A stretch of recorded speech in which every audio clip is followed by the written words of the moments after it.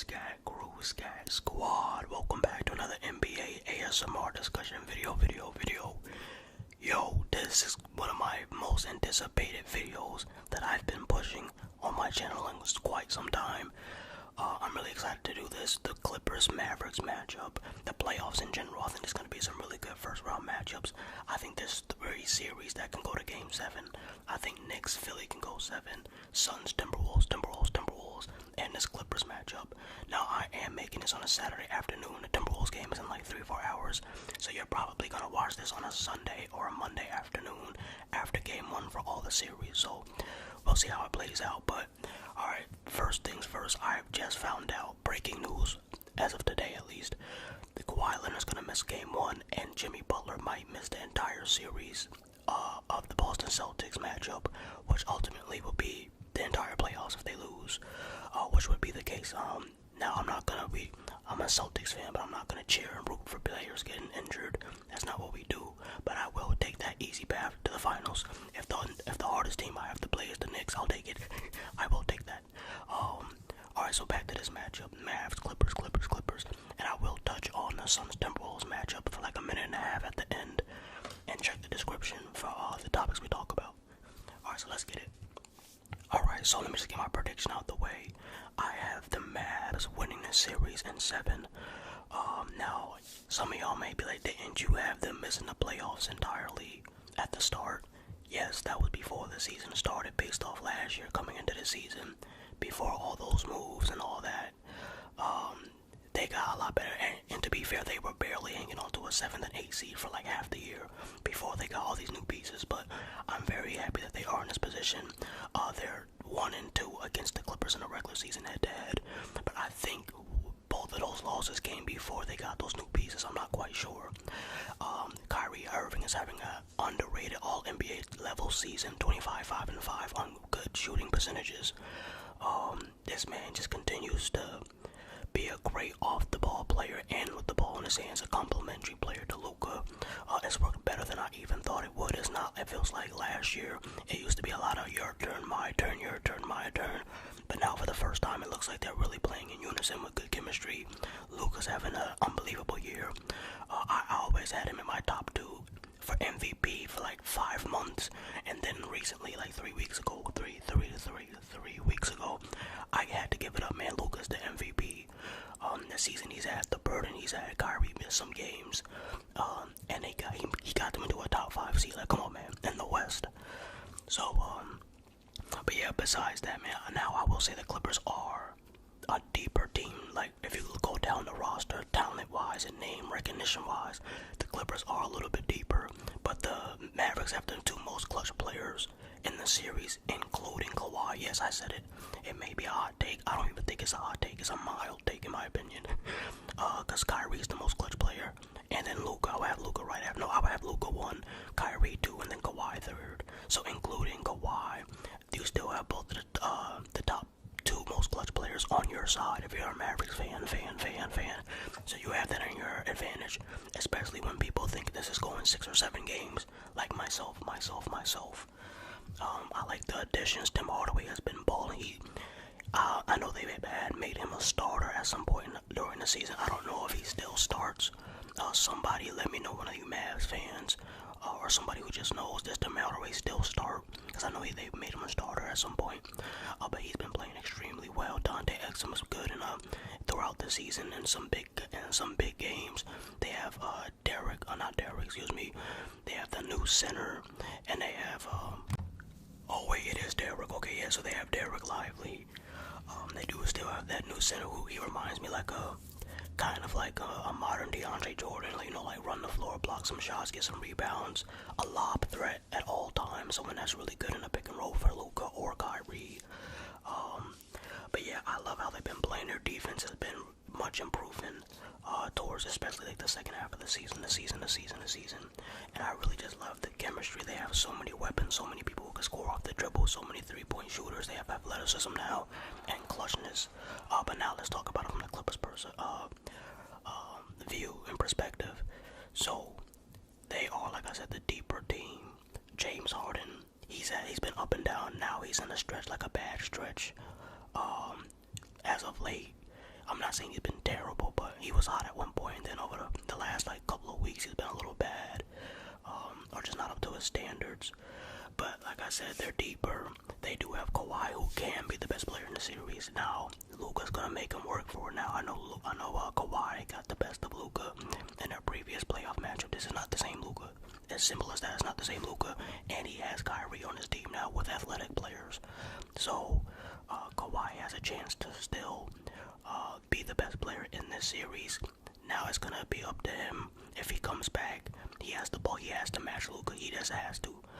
Because you know you're going to have a couple bad games from James Harden. If it goes to game 6, you know James Harden's going to be trash. Look at James Harden's game 6. Resume. And it's not good. It's not that great. It's not that good. A lot of L's. Even last year in this game 6 against the Celtics, he was terrible. And Russell Westbrook with turnovers, you know there's going to be at least 2 games where he has like 5 turnovers at least. So I would say the Clippers have the higher ceiling, but they have the lower floor. They have more inconsistent players than the Mavericks. You know what you're gonna get from Kyrie, from Luka. With the Clippers, Paul George could be hot one game, they could be ice cold. The only consistent player really is Kawhi. The Mavs have like 2 or 3, at least 2. So it's just hard. It's hard for me to say the Clippers will win this series because I already know a lot of their players are just inconsistent, especially around this time of year in the postseason, and when there's expectations placed on them, like Paul George, James Harden, Russell Westbrook. They've all had like issues in the playoffs multiple times. And they're all high volume scorers, which is not a great thing. So if you're not hitting shots, you're kind of just like, it turns into iso ball. Trust me, I know this as a Celtics fan. It can turn into iso ball really fast. I feel like there's going to be more fluidity with the Dallas Mavericks offense at all. More out throughout the series compared to the Clippers. The Clippers. Now they still have the best two-way player in the series, which is Kawhi, because there's nobody who's a better scorer and defender in the series as good as a defender as Luka is putting in effort-wise. He's still nowhere near Kawhi on defense, so they have that if he comes back around, like, hopefully at least game 4 or 5, maybe 6, the very latest. But yeah, man, you just can't trust the Clippers players like you can trust Luka and Kyrie, and that's what it comes down to. Because you know it's gonna be a tight series, you know it's gonna be close. So who would you rather put your trust in? An injury-prone Kawhi and Paul George and James Harden, who came short in the playoffs a lot. Like they've, I don't want to say choked, but they've played significantly underneath their standards. Luka has never significantly played beneath his standards. Even when he loses, he goes out swinging. Same thing with Anthony Edwards. Anthony Edwards, even if he loses this series, he's gonna average 30. Like Anthony Edwards has been doing this since he was 20. Like some certain players are just different. They're different. And Luka is one of them players who are just different. But yeah, I think the Clippers do have the perimeter in terms of defense. They have an edge on the defensive end on the perimeter. I would say that the Mavericks have a better interior defender, which plays into their advantages. It helps when Kawhi wants to post up, when they want to drop it in, down low to Zubac. Because really, the Zubac is their only big man on the Clippers. Who else? PJ Tucker, he doesn't even get minutes. Like, he hasn't been getting minutes. I think they tried to give him a little bit more minutes now that the playoffs have started, but I think it would be easier for the Mavericks to score in the paint than it is for the Clippers to score on the Mavericks in the paint. So that means the Mavericks are going to get better looks and easier buckets. So with all of that being combined, I just think at some point the Clippers are just not going to be able to stop them from getting to the rim and getting to their spots. And then the Mavericks, they can force the Clippers into turnovers, especially with Russell Westbrook out there. And with Kawhi, James Harden, and Paul George, like I said, it can get really ISO heavy, especially if more than one player is starting to get cold. They'll have to rely on one person creating a shot, compared to like the Mavericks, where it's like a system, and they have players who can ISO ball. So I'm picking the Mavericks, man. Let me know in the comments, how do you feel about that? Let me know how many games do you think this series is gonna go, and who you're picking as well. I think this is gonna be an excellent series. Like I said, I think this series, the Suns Timberwolves series, and the Knicks Philly series, all 3 of these will go, I want to say 7 games. That's what I'm feeling.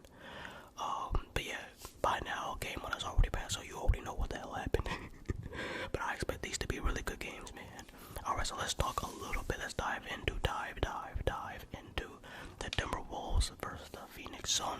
Phoenix Suns. Wow. Okay. As time continues to move on, I want to say the Timberwolves is gonna win, but realistically, I'm gonna say Phoenix in 7. I'm feeling Phoenix in 6 or 7. I'm gonna go with 7. Just because as a young team, with a young superstar, it's hard to win at home. It just is, with that level of expectation. Because every shot you miss, it feels worse and worse because you feel like you're disappointing the fans. And KD is still that boy. Bradley Beal can play, make, defend. We know what Devin Booker is, the ultimate scorer and can play, make, and he's really good off the ball. That's what makes them so dangerous. They can run so many actions for Devin Booker, KD, or Beal with screens. And I think it is a bad matchup for the Timberwolves. However, they have Anthony Edwards and Jaden McDaniels. No, but seriously, I think the Timberwolves is gonna be like Miami in terms of like they may not be as quite gifted and talented in terms of like the names like KD or Booker or Bill, but they're gonna be the more grittier team, the more hungrier team, and their superstar could be potentially more clutch than their best player. So it's gonna be a battle of throwdown.